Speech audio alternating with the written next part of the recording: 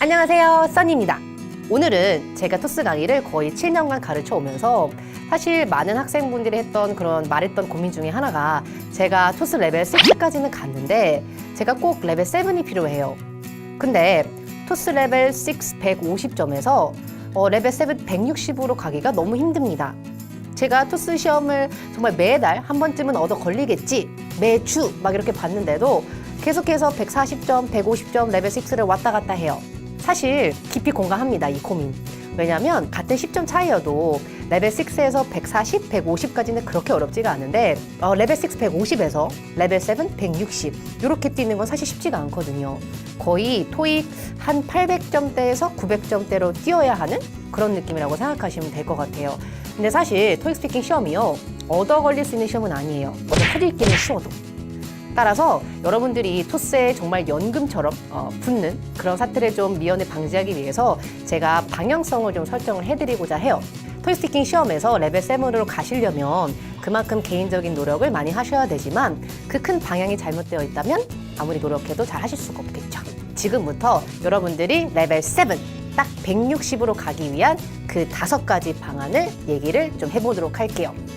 일단 첫 번째는요, 여러분들이 잡으셔야 되거든요. 토익 스피킹 파트 1, 2가 아니고요. 파트 5, 6 마지막 요 두 파트입니다. 왜냐하면 토익 스피킹 파트 1에서 4까지는요. 배점이 높아봤자 3점 만점이에요. 문항당. 그러다 파트 5, 6는요. 일단 배점이 5점 만점으로 올라가고요. 그리고 가장 긴 시간 동안 대답을 하셔야 되죠. 무려 1분간. 그래서 사실 고득점이 갈리는 그 파트는요. 파트 1, 2, 3, 4 이런 게 아니고요. 파트 5, 6예요. 그리고 많은 학생들이 사실 뒷파트를 망치기 때문에 여기서 가중치가 높아질 수밖에 없거든요. 근데 이 파트 5, 6를요 그냥 만능 템플릿으로 대충 떼우려는 사람들이 있어요. 거의 포기를 한 거지. 가령 파트 5가 여러분들이 어떤 듣기로 그 음원에서 주어지는 그 문제점을 이해를 하신 다음에 해결책을 제시하셔야 되는 그런 파트인데, 거기서 구체적인 해결책을 대시지 않고 담당자가 지금 출장 중이야, 아니면은 이 분야에 전문가가 있어, 걔한테 연결시켜 줄게, 이런 대답을 하시게 되면 5점 만점에 딱 기본 점수, 말을 하면 나오는 점수, 무슨 말이든지 1점이 딱 나올 수밖에 없어요. 그러면 사실 토익 스피킹 시험에서 레벨 7은 물 건너갔다고 보시면 돼요. 사요나라예요. See you next week이에요. 다시 보셔야 된다는 얘기죠.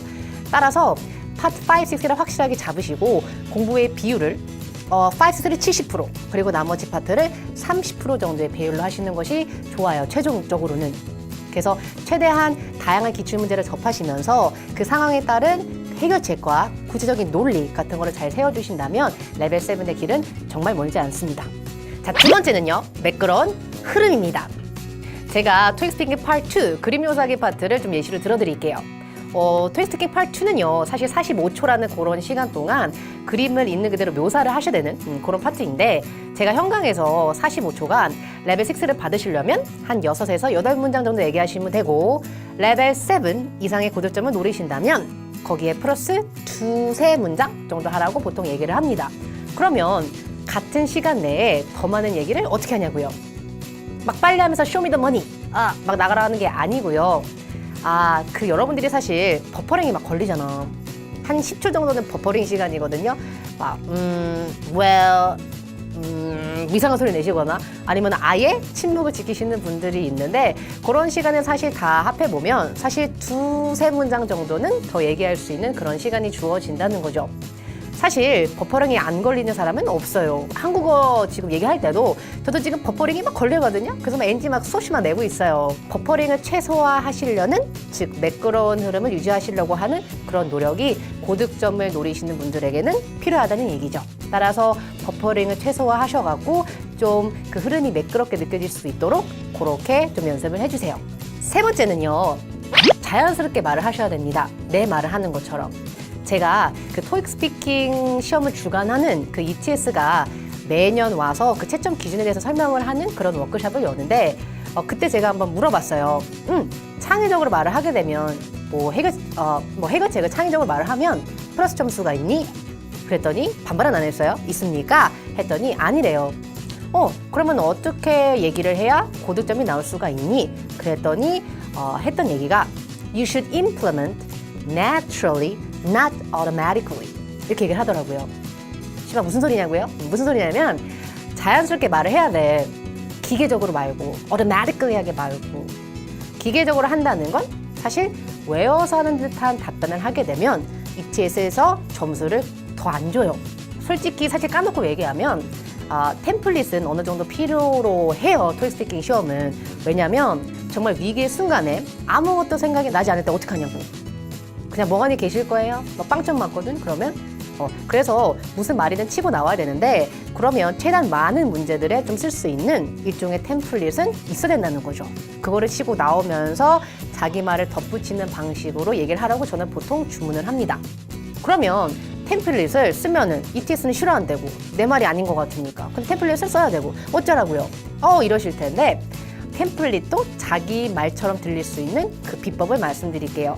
저희 수업에 템플릿 중에 하나가 파3예요. 시간 부족 템플릿인데 나는 시간이 없어. 나는 뭐 바빠서 이런 것을 이제 답으로 쓸 수 있는 문제들이 사실 많거든요. 그래서 저희 템플릿이 I'm a job seeker now. 나는 취준비생이야. 그래서 I'm always busy with my studies. 나는 공부하느라 바빠. 이런 게 있어요.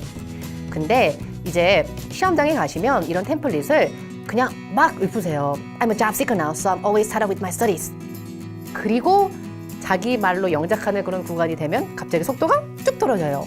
또는 심지어 막 버벅거리다가 막 이래요. 이게 무슨 의미예요? 나 외워서 했어.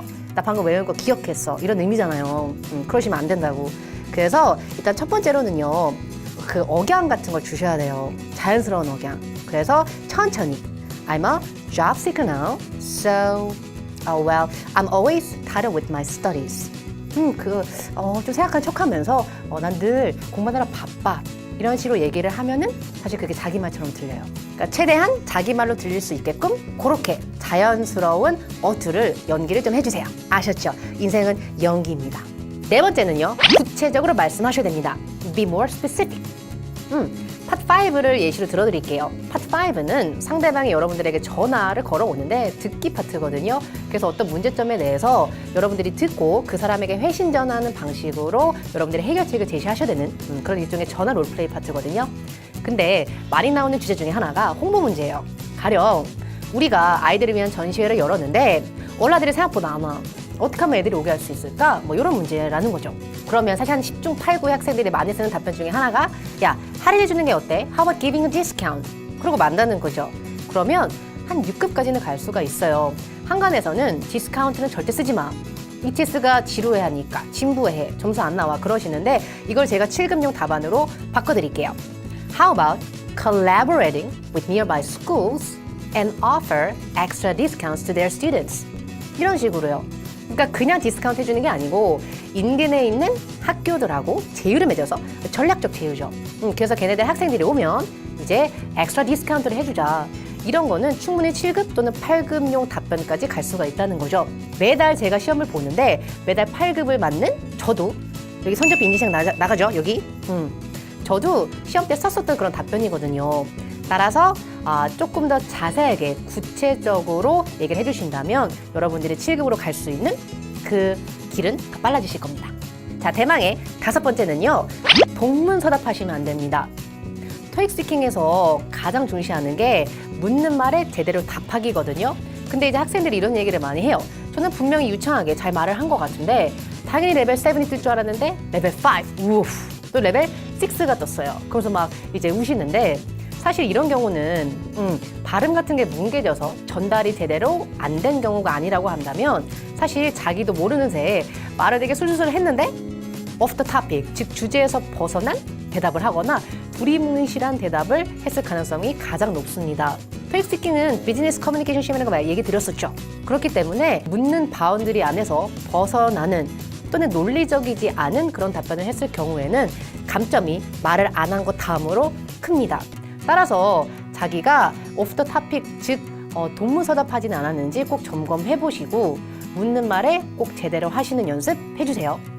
오늘 내용 정리해 보겠습니다. 여러분들이 레벨 7 160점을 받기 위해서 ETS에 기부를 하는 그런 기부천사일을 그만두고 싶으시다면 5가지 원칙 기억하세요. 첫 번째, 파트 5, 6에 선방하셔야 돼요. 여러분들 에너지 한 7, 80%를 아파트가 아닌 뒤에 요 두 파트에다가 쏟아주세요. 두 번째, 매끄러운 흐름을 유지할 수 있도록 노력하세요. 세 번째, 템플릿도 자기 말을 마치 하는 것처럼 연기하시면서 자연스럽게 얘기하세요. 네 번째, 모호하게 하지 마시고요.